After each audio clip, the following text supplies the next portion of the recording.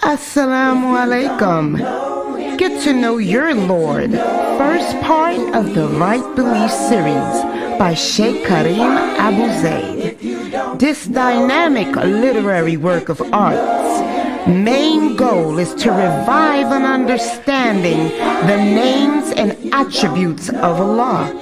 And understanding the name and attributes of Allah will elevate our faith, strengthen us, and keep us steadfast. This wonderful book is now available in an audiobook format and can be found free of charge on YouTube, channel Karim Abu Zaid. Get to know your Lord. You have nothing to lose.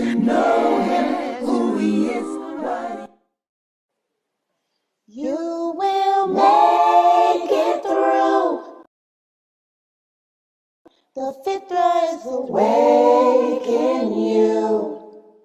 With Quran and Sunnah by your side, here's a place where it will thrive. You will make it through. You will make it through. The fitra is awake in you. With Quran and Sunnah on his side, here's a place where it will thrive. You will make it through. With Quran and Sunnah on his side, here's a place where it will thrive. You will make it through.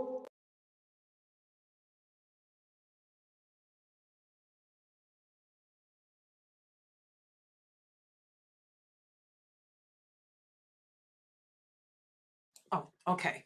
Ina alhamdulillah wa salat wa salam ala wa rasulallah. I want to welcome everybody to our first class for today, which is our Aqidah class.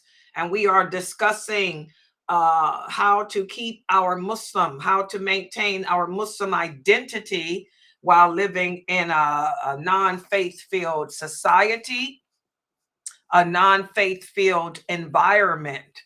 And this is very difficult. And I just want to share with you guys too, don't get it twisted. It's not just hard to maintain your Muslim identity in America. If you were to move to a Muslim populated land, it would be the same. In fact, you'll go through terrible cultural shock, because you'd be surprised to see that there's a lot of Muslim women that don't cover up in these Muslim lands, and you'll find drugs, you'll find alcohol, and people having sex out of wedlock. The same thing that happens here in the West is happening across the ocean too. However, it's on a lower scale, meaning more hidden. It's more hidden. It's not publicly accepted still. So people sneak and do it. But the same things happen in those countries that happen here too. But it's a little bit harder for us because, you know, this country doesn't profess to be an Islamic state, nor does it profess to even believe in our Islamic values or morality. So that's what makes it even more difficult for us. But again, it falls upon the parents. It falls upon us as Muslim parents to, first of all, learn our religion and learn it correctly. And that's what's important for all of us as Muslims living here in the West, whether it's America, Australia, Europe, you know, it's still the West. So we have to learn our religion correctly. That's extremely, extremely important. And the only correct way, the only correct form of Islam is if you're living it and practicing it with the understanding that those original, I repeat, the original companions had. And I hope that's clear, because Allah tells us in the Quran that no one understands this religion better than they. No one will ever understand this religion better than they. So it's extremely important, you know, for us to learn the religion correctly. Okay, and that's the reason why I'm teaching this course, so that you can learn it correctly. All right, so we've been speaking about how living in a non-Muslim society, it's important, first of all, to learn a religion correctly and to maintain that Muslim identity.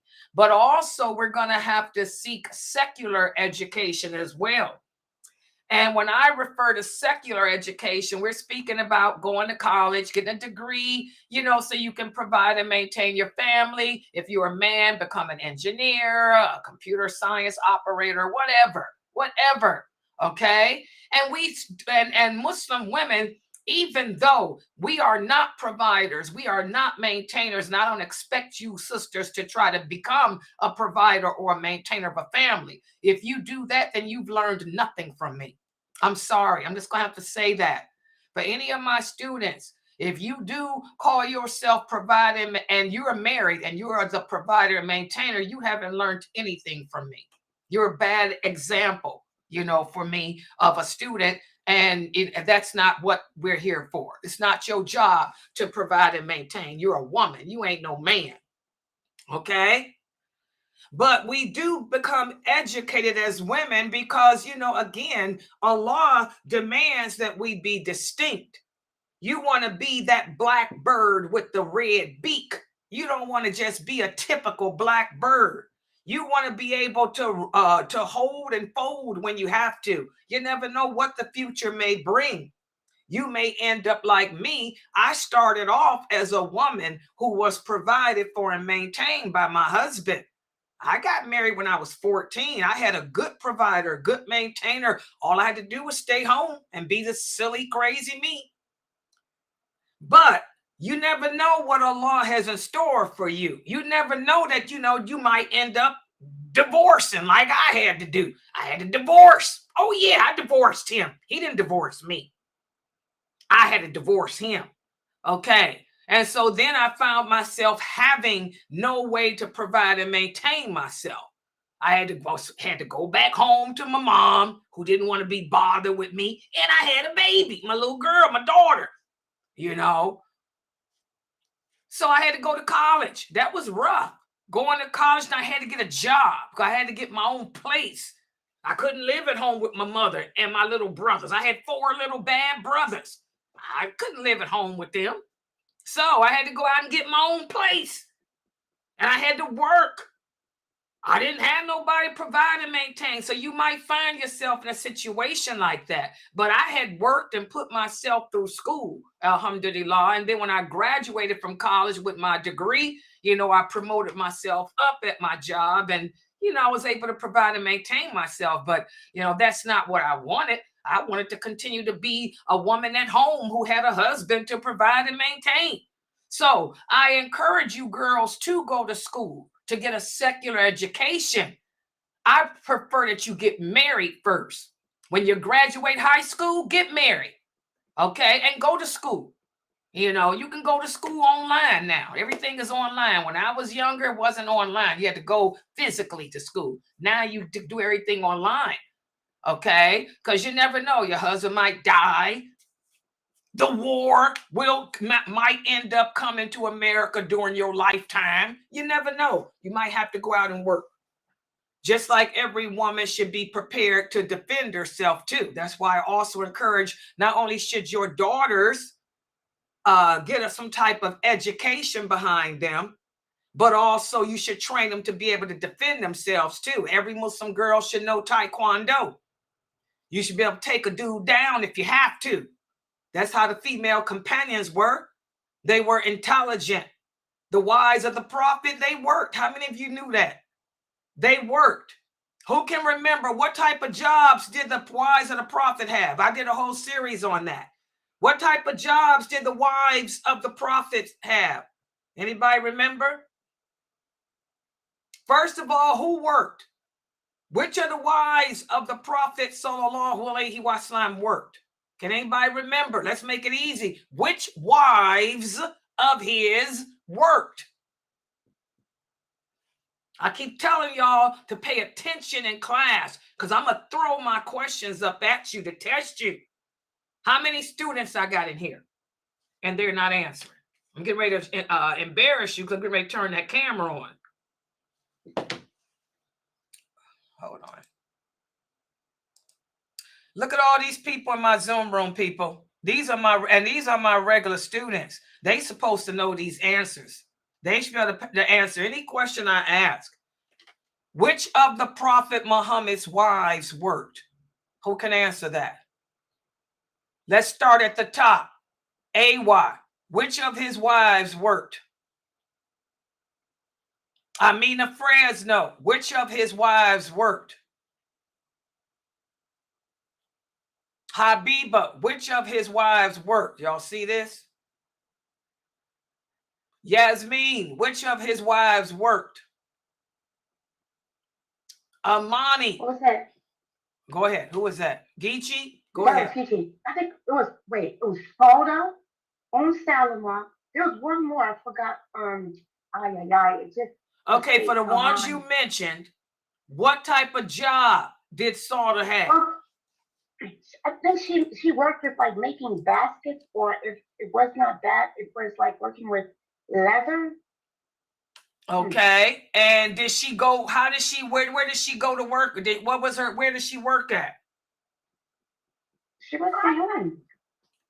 Okay, can you explain? Put your answer together now. Oh, I mean, she would work from home, but she had people to display her items in the marketplace, like for people to buy. Okay, exactly. Okay, Sauda, radiallahu anha, she was one of the wives of the Prophet, and she worked. She earned extra money. She earned extra money by making presents, mostly for women to get married with. She worked from leather. The Arab women were women of the camels. What's the hide of a camel? That's leather. That's some of the best leather you can get. She made leather goods, mostly for women who were married. She would make gifts for them.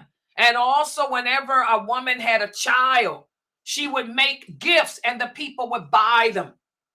So Sauda was one of the wives of the Prophet that worked to make extra money, and she worked from home. Which other wife? What's another wife that worked? Khadija. Y'all always throw up Khadija. That's the only one y'all know about. Okay, well, what type of work does she do? Let's talk about it. Y'all always say Khadija. And I listen to these feminists today. We have these so-called Muslim women who are feminists. They try to use Khadija and they lie on her. Like I told you, the Prophet's wives were notorious. They're not famous. Khadija's notorious. What does notorious mean? Notorious means well known for something that is not really shared and liked by the public. All the wives of the Prophet were notorious. So now for the person that answered the question, what type of work did Khadija radiallahu anha do? Isn't she like a businesswoman? Okay, well, what that mean though? What type of business? Give me the details.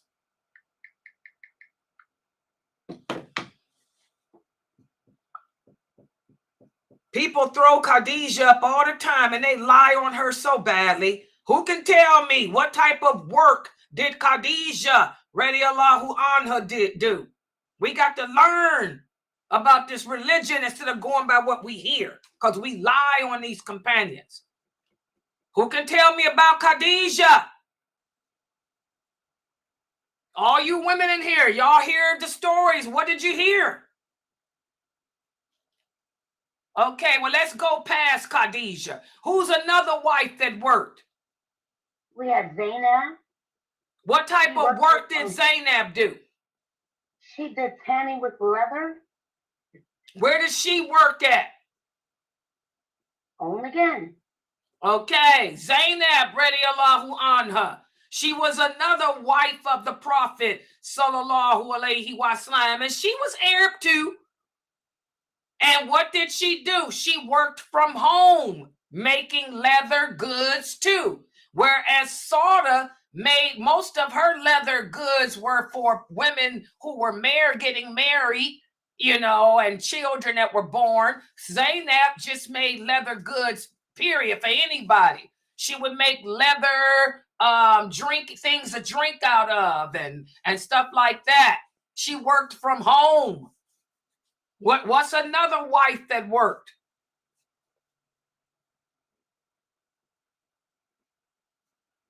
That's a shame y'all don't know nothing about Khadijah. Why y'all bring her name up when y'all don't know nothing about her? Don't talk about her. You don't know about her. Keep her name out your mouth. I get very personal over the wives of the prophet because I love them.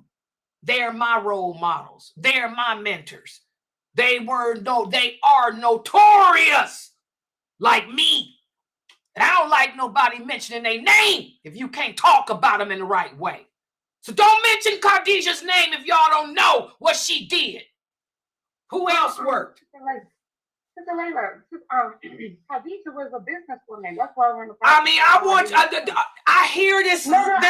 She did trading, so the prophet on her behalf would go on her behalf and you got to learn how to speak and explain because they lie on Khadijah.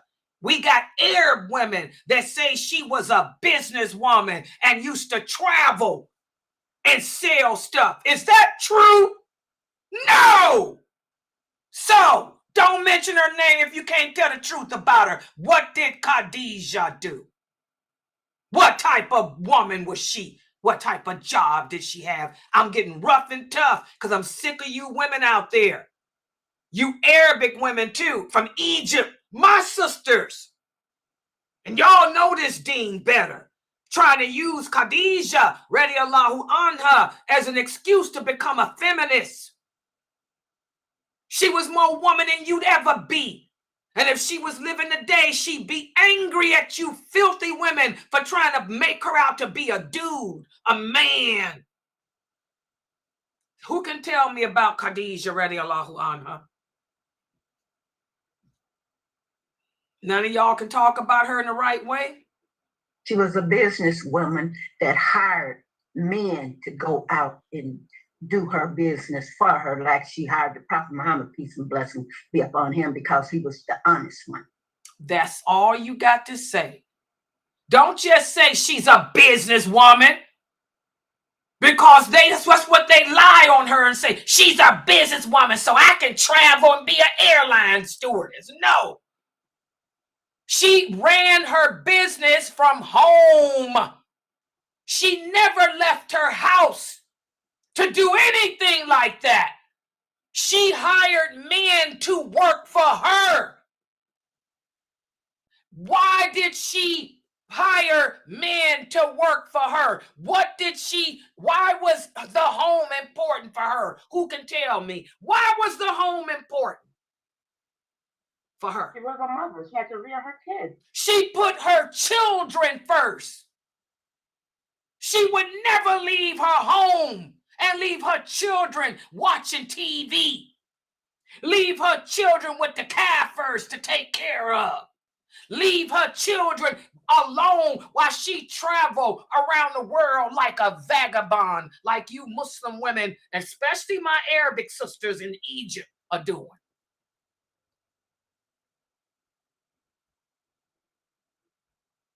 So don't get it twisted. Hashtag don't get it twisted. If you ain't gonna speak about these women, the mothers of the believers, with the truth, and keep your mouth shut, because most of you, your mouths are not clean enough to even mention their names. Okay? So that's the point. The point is, yes, the Prophet sallallahu alaihi wasallam had wives who worked, earning extra income. Who else earned extra income, worked? Salama. In fact, I'm going to tell y'all the truth. Most all of the Prophet's wives earned income by working from home, making leather goods, because this is part of the Arabic women. The Arabic women were the women of the camels. They were Bedouins. They lived in the desert. They would take the hide of the camels and make leather and for extra money. What happened when women's husbands died? Let me educate y'all on the history. If a woman's husband died and she wanted to, didn't have an offer of marriage, how does she provide for her children? Did she go out and prostitute? Did she go do phone sex? Did she go on a strip pole? Did she sell drugs? No. She made leather. She would make leather goods and hire someone to sell them for her. If she couldn't hire someone to sell for her, then these women that were poor, the poor desert women, they would go to the marketplace and they would take their children with them and they would set up a booth and they would sit there like they still do, selling their goods, their leather goods, and their children were with them. You guys understand? So the Arab women, first of all, the Arabs were merchants, most of them anyway. And most of them earned their living, the women, by making leather goods, making baskets, making things to drink water out of, things to eat off of. Even some of them, the ones that knew how to work with thread, would make tapestries, would make carpets. A person that could weave made a lot of money. If you could weave, that was really a gift back in those days. If you could weave and make carpets and rugs for people to sit on, those women got paid good money back in those days. But no, the Arabic women did not prostitute, okay? And they stayed at home working. But sometimes some of the poorer women had no choice but to go to the market, and they would take their children with them, set up a little tent, and sell their goods that way. Is that clear? The role of the woman is always the home. Does everybody understand that? That shows how we have deviated away from understanding our religion correctly. The home is what's everything for the Muslim. It is everything for the Muslim woman. It's supposed to be. We work from home. Now, of course, there's exceptions. Of course, there's exceptions. For example, Aslamia bint Aslamia. She was a physician. Her father was the leader of the tribe in Medina, and he was also a physician. And he trained her to be a physician. She used to work at the hospital. She was the one, along with her father, who did plastic surgery on one of the companions who lost his nose in the Battle of Badr. Her and her father made him a nose out of gold. Okay. So again, like I told you, we do need women to be doctors. We do need women as nurses. Aisha, radiallahu anha, what was her job? What type of job did Aisha have, guys? Did she work? Did Aisha, radiallahu anha, work? Y'all don't remember that? Her story? Did she work? Boy, y'all don't know nothing about these female nurse. Okay, so did she work from home or what? Y'all got to give me the answers. Come on, let's talk about it. Yes, she worked from home. When did when it goes on the war? Every time they went to war, she was out with the people. Exactly. Aisha radiallahu anha was one of the people trained by Aslamia, who was a physician. She trained Aisha radiallahu anha to be a nurse. But Aisha would only work as such whenever there was a battle. She would go out on the battlefield and worked as a nurse. She was part of the regime of Islamia. Whenever somebody was injured, you know, she'd give them the water, attend to their wounds. And if they had to go back to the hospital, Aisha and the other nurses would put them on a stretcher, and Aisha, radiallahu anha, and the other nurses would take him back to the hospital.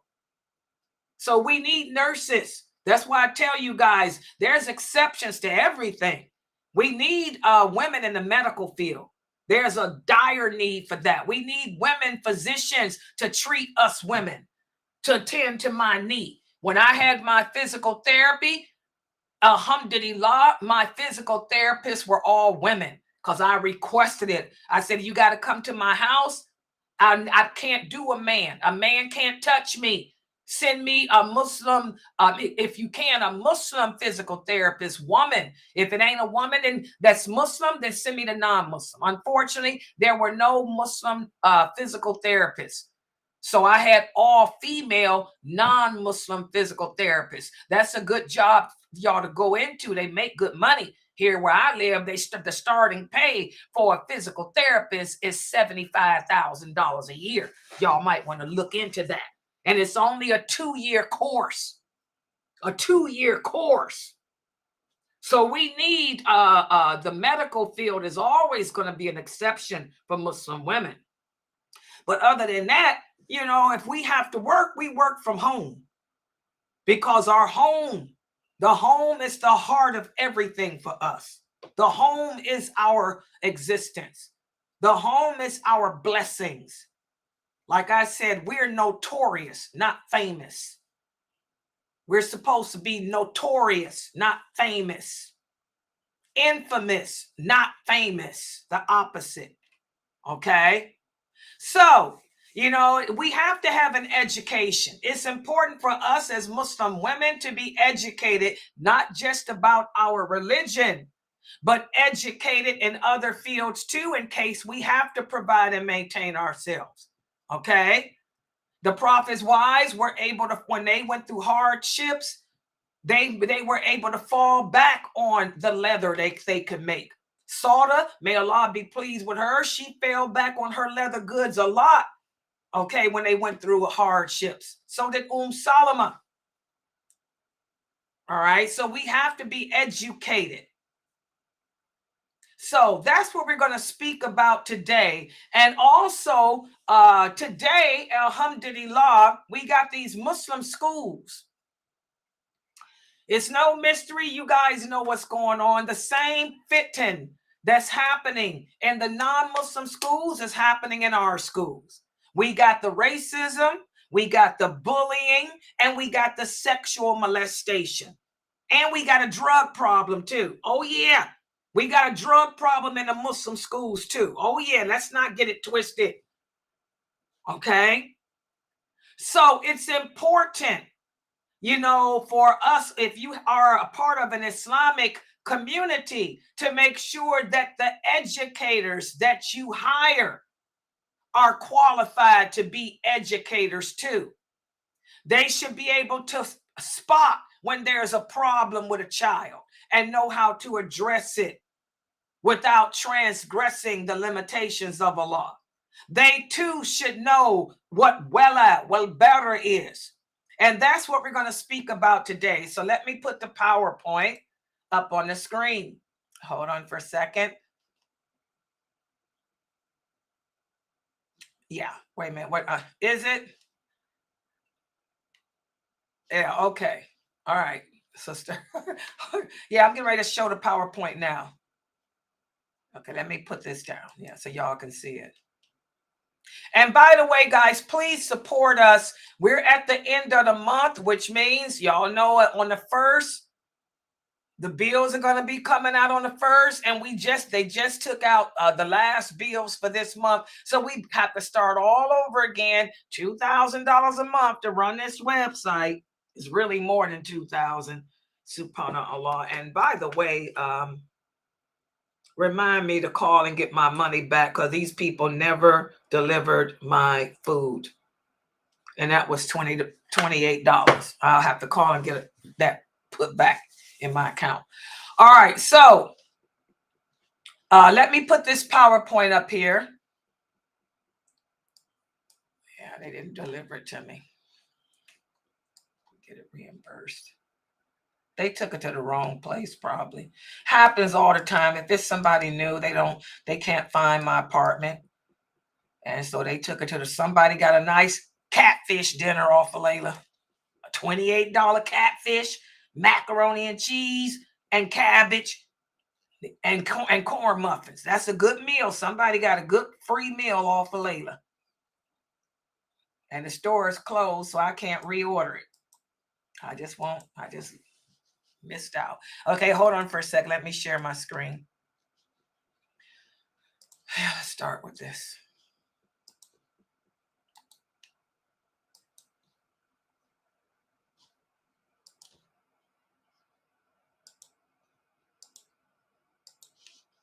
Okay.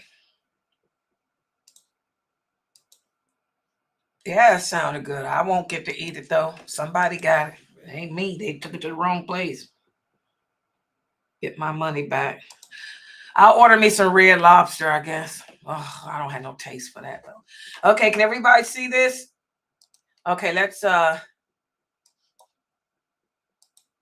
hold on.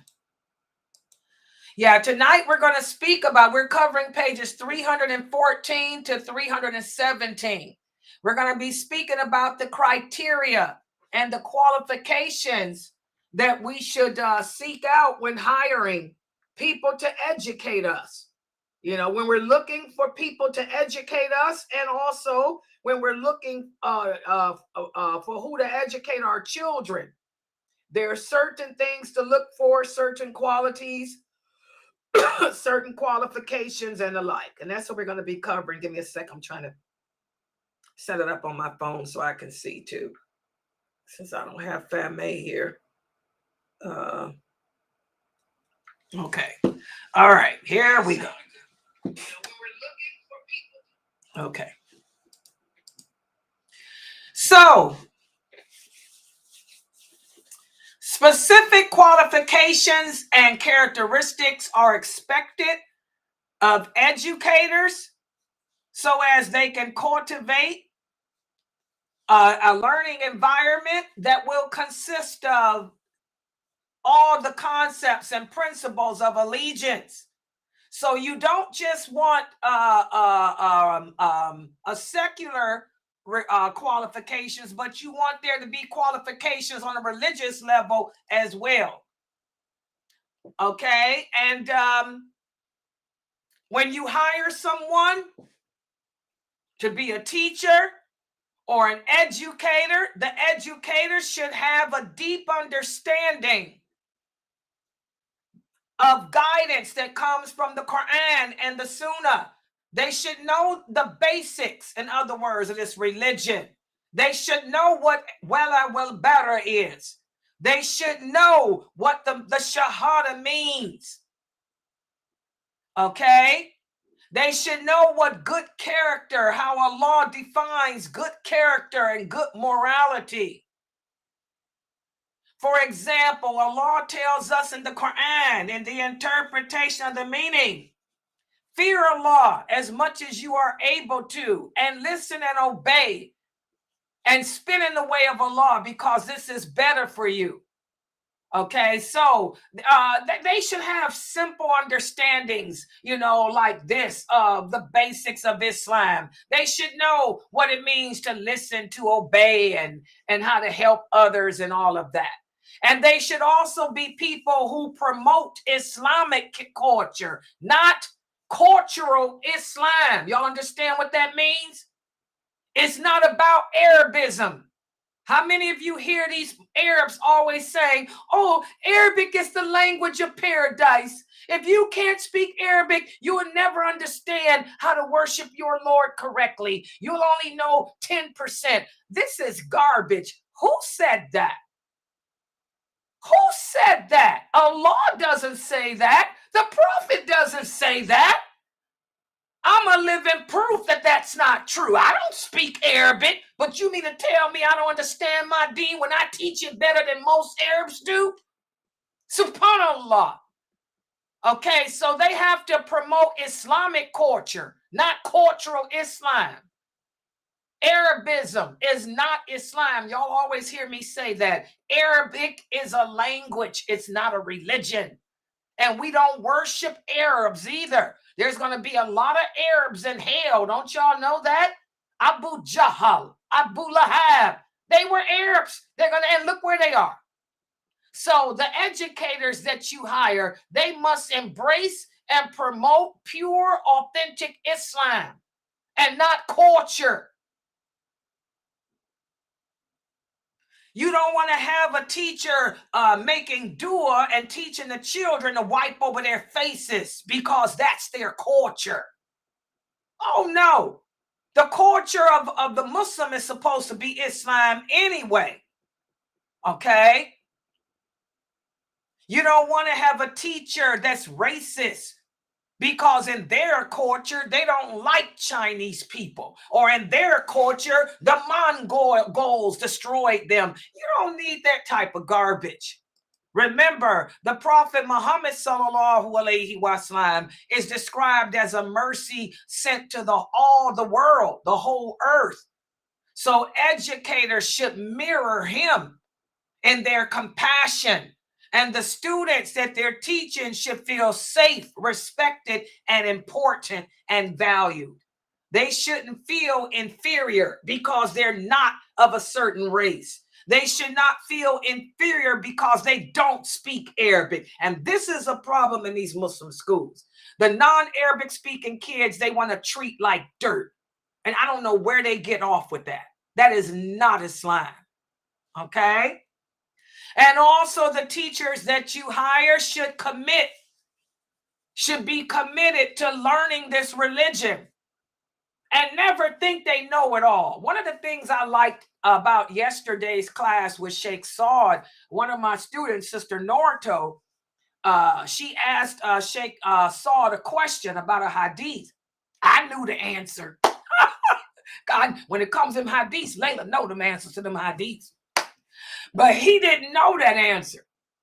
And of course, I wasn't going to jump in it because that's disrespectful. You don't jump in and to correct nobody. So I wanted to see what he would say. Subhanallah, he's a true sheikh because he said that he did not know. But I will research it and get back to you. I said, Alhamdulillah, Alhamdulillah. You know, nobody knows it all. Learning this religion is a lifetime endeavor. I have to learn. I'm learning every day. Well, what's the word I've been playing with for the past week? Saw, bad, raw. I learned that from Dr. Jamali this past weekend about the inner sweetness of the fruit. How you got to have patience. It takes saw, bad, raw. Saw, bad, raw. Salt is heavy. Bad is light, but raw is heavy. It takes a lot of patience. It takes a lot of resilience to get to that innermost part of the fruit. Nobody knows it all. So whoever you hire to be your educators, you know, they should all be committed to learning this religion and understand that it's a lifetime endeavor. No one knows it all. There's always more to learn.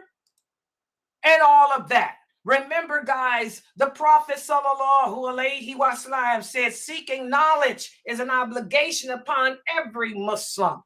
Every Muslim. And it's a lifetime endeavor. Also, you want to hire people who are skillful in implementing not just a religion, the religious learning, but they practice it. You got to hire people who practice what they preach. Don't sit there and talk about, how Islam is for all mankind and all jinn, but you're racist towards blacks. Don't sit there and talk about, how we Muslim women, you know, we're supposed to be modest and we're supposed to be this. And then as soon as you go home, you take off your hijab and put on some tight jeans and go sit outside where everybody can see you on your patio. There's a Muslim woman over here where I live at who does that. When I'm sitting outside at night writing in my book, she's out there. Everybody can see her. She got her hair out. Sometimes she'll have on shorts. You know, she's Arabic too. You ain't supposed to be sitting on your patio, on your balcony like that, where everybody can see you naked. And then when you go out to the car to go shop and you got on an abaya and stuff, come on, you're defeating the purpose. So you want people who don't just say that they believe in Allah, but they practice it. And also you want to hire educators who can speak. This is a big problem in the West. They got to have good command of the English language. One of the sisters on YouTube left a comment on one of my shorts when I was talking about the khutbah, how it's innovation. The Prophet Muhammad sallallahu alaihi wasallam didn't have 3 or 4 khutbahs on Friday. And so one sister said, well, my mosque does. We have one in Arabic for the people who speak Arabic. Then an hour later, we have it in English. Well, whoever that is shouldn't be teaching. This ain't Arabia. This is Ozetazuni. This is America. The language in America is English. If you can't speak English, you better go on back to Arabia. How you living here and you don't speak English? How you going to drive? How you going to school? How you going to work? How you going to the store? You supposed to speak the language that the people understand. The Prophet sallallahu alaihi wasallam, when he sent Mu'ad as the first ambassador of this religion, a first messenger to the people, he said, oh, make sure you speak the language that the people understand, because you want them to be able to understand you. If you got people in your community who speak Arabic, you have their family translate to them. But you don't sit here and do no 2 khutbahs, one in Arabic and one in English and another one in Spanish. Are you out your mind? That ain't Islam. They have to have good communication skills. They have to be able to communicate clearly to the people. How can you explain paradise and hell if you can't articulate? That's why I'm big on my students here. I tell my students, y'all got to learn how to talk. Y'all got to get out of this hood mentality where you can't speak. Y'all better learn to put them words together into a sentence. You better fall back on what you should have learned in school. You have to be clear and engaging. Okay, the people need to know the truth. The people have to understand the religion correctly. Like the Prophet sallallahu alaihi wasallam told one companion, he said, if you can't answer the question in detail, then that means you don't understand it. If you can't explain, that's what he said, if you can't explain your answer, then that means you don't understand it. He said the difference between knowledge and understanding is this. He said knowledge is when you simply memorize something. You memorize what you hear. But knowledge, understanding is different. Understanding is when you take what you've heard, put it in your heart, and act on it. Why is it a lot of Muslims don't act on this religion? They're not practicing it correctly because they don't understand it. They can't articulate it. They can't describe it. They can't explain it. So that's why they don't know nothing. Subhanallah. So you have to have educators, teachers who can communicate well, who can break things down, who can explain things well. Because as the Prophet sallallahu alaihi wasallam said, this religion appeals to anyone, and anyone can understand it as long as they have common sense. So you have to have teachers that can articulate with common sense. Subhanallah. And also it has to be a positive learning environment. You should want the people to want to come and learn from you, because of the ethics, the Islamic ethics that you incorporate in your classes and the etiquette that we use. Okay? And also, Since no one knows it all, there should always be training, regular training for the teachers.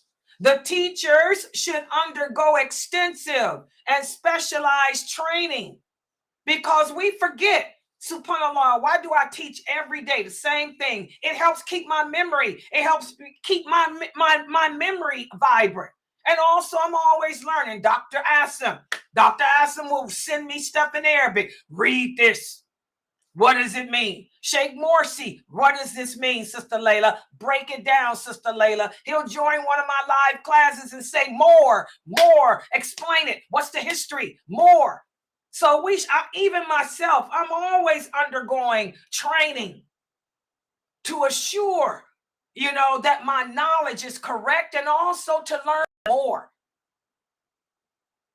And also, whatever curriculum you have, and this is really important, it should also include history, the history of Islam. The history of Islam, there's no book you can buy on it. The history of Islam is the life of the Prophet Muhammad, sallallahu alaihi wasallam. The history of Islam is the lives of the companions. You have to learn about the companions of the Prophet, sallallahu alaihi wasallam. You have to learn about the life of the Prophet's wives, because that's history in the making. So your curriculum should include seerah, the story of the companions, the stories of the wives of the Prophet, like I started us off with today. Most Muslim women don't know that all the Prophet's wives worked. But they all worked from home, including Khadijah, radiyallahu anha. Okay? And of course, you want to incorporate secular knowledge as well. Okay? Secular knowledge, math, science, English, and all that type of stuff. Reading comprehension skills. All of that type of stuff should be part of the curriculum too. And also, the teachers should have a lesson plan, just like I do. For every class I teach y'all, I have an outline. I have a lesson plan. I'm going to start you off with this, then take you here, then take you there. Then each day we're going to review this. There'll be quiz on that. So whatever educators you have should have lesson plans. And they should be trained to provide students with information that will help the students to put into practice whatever they're learning. Okay? And again, all aspects of life should be covered. Why? Because Islam is not just a religion, it's a way of life. And that's why I was telling you guys, for those of you who have Muslim schools, make sure that you have a home economics class. The girls should learn about menses, because it's amazing how most Muslim women don't know what a period is. And what they learn should be based on what the Prophet said, not the four madhabs. Because I told you guys, the four imams did not get it right because they weren't women. A woman's period is not determined by the amount of days that she bleeds. That's wrong. That contradicts what the Prophet said. So there should be home economic courses, sex education courses, and stuff like that. Because we have to learn that stuff. Okay? Also, your educators should be trained on how to manage their classrooms, how to deal with people. They should have good interpersonal communication skills. They should be able to read a crowd, read a room like I do. I can see through my students. And I'm talking about the ones that are my regular students in my Zoom room. I can read through the lines. I can tell when something's different. You have to know how to read the people. You have to be able to look beneath the surface and figure out from a person's voice, from a person's action, that something else is going on. And also know when to hold and when to fold. Show kindness to children, kindness and respect to the elderly. This is a big problem today. Most Muslims today have no respect for the elderly. SubhanAllah. You look at a person like myself. I am 63 years old. 63 years old. Do you know how disrespected I get by these little 20, 30, 40, 50-year-old little girls? You're a little girl. Go somewhere and sit down. Who are you? Come over here and learn from this old woman. I'm old enough to be your grandmother, your great-great-grandmother. How dare you think you can challenge me? You better sit your butt down, little girl. We don't have respect for our elderly people anymore. So you want to make sure that your educators are respectful in their dealings with their students, their dealings with the elderly, and all of that.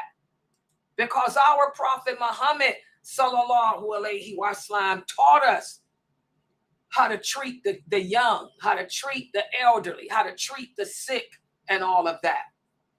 Okay? And again, everything should be based on the Quran and the Sunnah.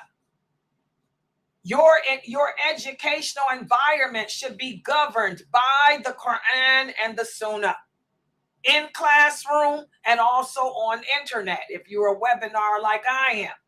Everything should be based on that.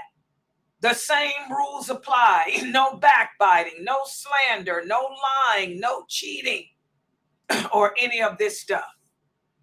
And also, you want to hire professionals, teachers that can address the sensitive issues, that can address the controversial topics. You don't want to have a speaker that doesn't want to speak about the menses. Come on, if you can't speak about the menses because it bothers you, then I don't need you here. Because this is a female website, and they're going to ask you about that menses, okay? You want to have teachers who are trained to handle sensitive issues like abuse in the family. This is a big problem. A lot of us come from broken homes or homes of sexual and physical abuse. So you want educators who are trained to handle that.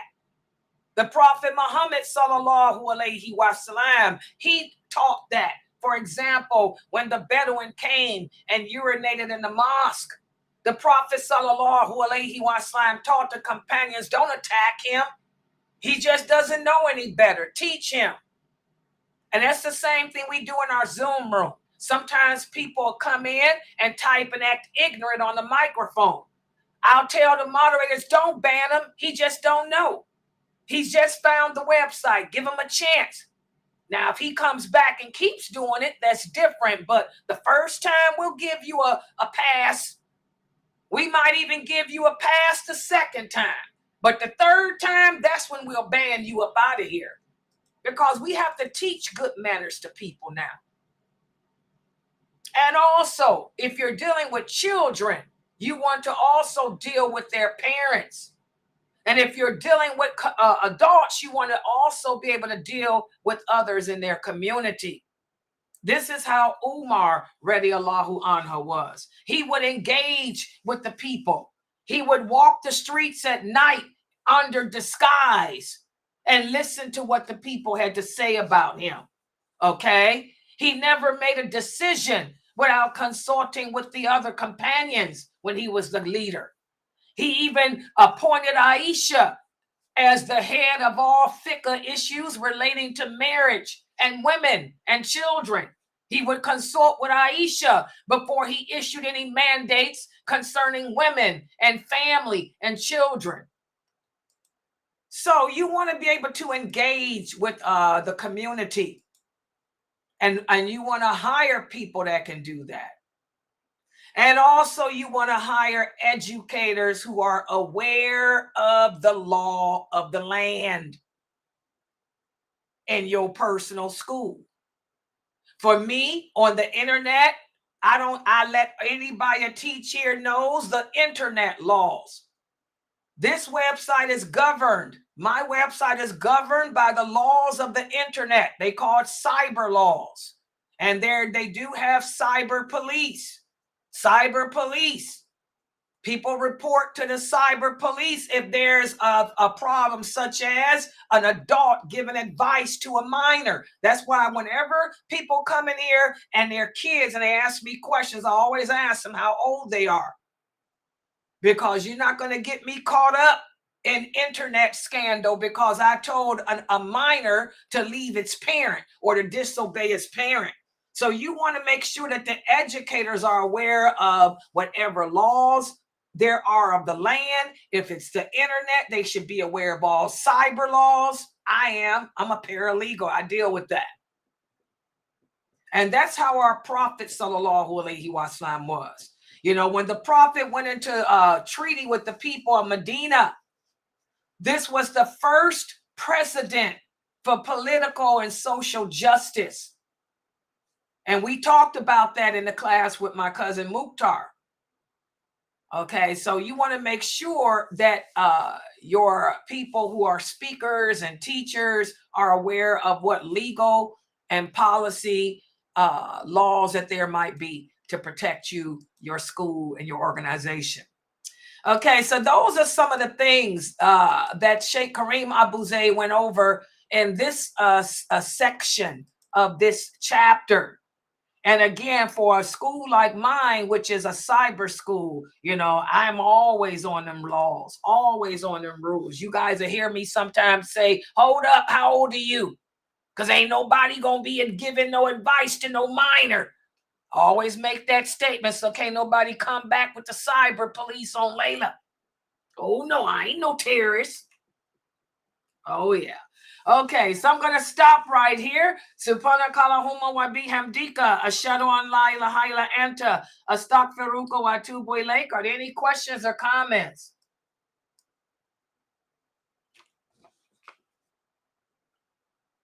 Any questions? Yeah, I'm going to send a note to these people right now and get my money back because I know that store is closed. I want to really have my mouth set on that.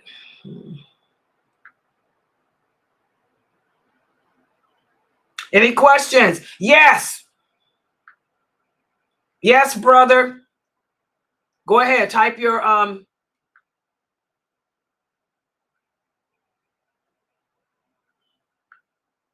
yeah, go ahead. Type it. Yes.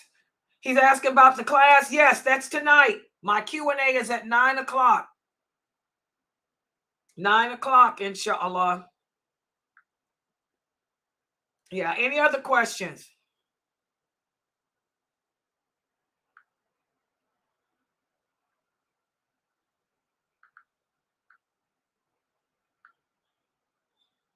Go ahead.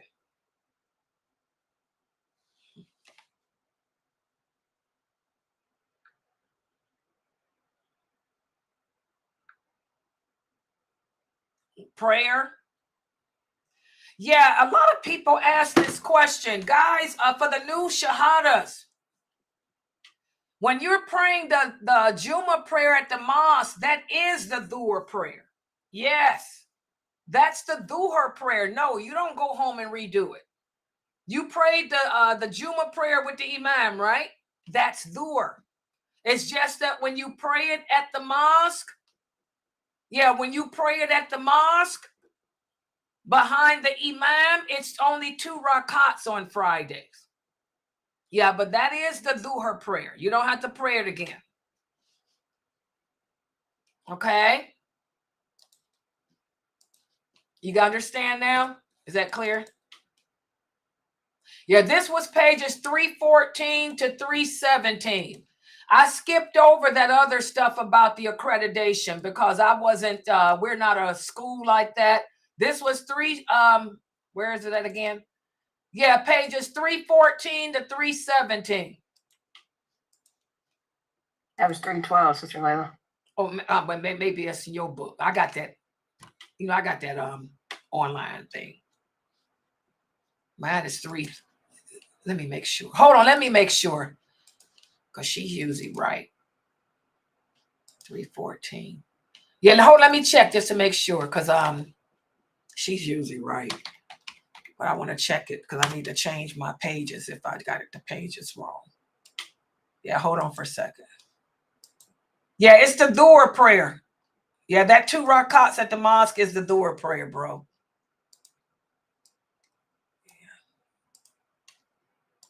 Somebody told you otherwise. Well, don't be surprised. I mean, you're going to find Muslims telling you all kind of crazy things today that's not true. So whoever told you that you got to go home and make dua because you didn't make it, tell them to bring their dalil. Because that's one thing about Islam. Islam is not based on people's opinions. If you have to go home and make dua after Juma, then there should be an authentic hadith that says that. So tell whoever told you that to bring you the dalil. Okay, that's 3:14. Where's 3:12? Did you get it? I skipped over that. I skipped over 3:12. Technically, yeah, I started at 3. It's 3:14 in my book. Comprehensive Training for Faith-Centered Educators. Yeah, it's 3:14, y'all. 3 on my book. Because I started, that's it, training for faith-centered educators, 3:14 to 3:16. No, 17. Because I'm going to start right here. I'm going to start at empowering educators tomorrow at 3:17. Yeah. And by the way, guys, Dr. Asim, did I freeze? I'm sorry. Yeah, I was looking at that. That's why. Dr. Asim's class, he'll be continuing tomorrow. He'll be continuing his class on Muslim women. Women, whoever it was that contacted him because they were whatever sisters. I think he said it was 2 sisters that contacted him because you 2 were confused from the last class about, I don't know, whatever you were confused about. Make sure y'all come here tomorrow at 4 o'clock because he's going to review. He's going to go over what he talked about women's role and issues tomorrow, inshallah. Yeah, it's the same topic. Yeah. Okay, guys, I'm going to log out so I can call these people and tell them I never got my food so they can reimburse me my $28. So, inshallah, I'll be back at 9. Subhanakallahumma wa bihamdika. Ashhadu an la ilaha illa anta. Astaghfiruka.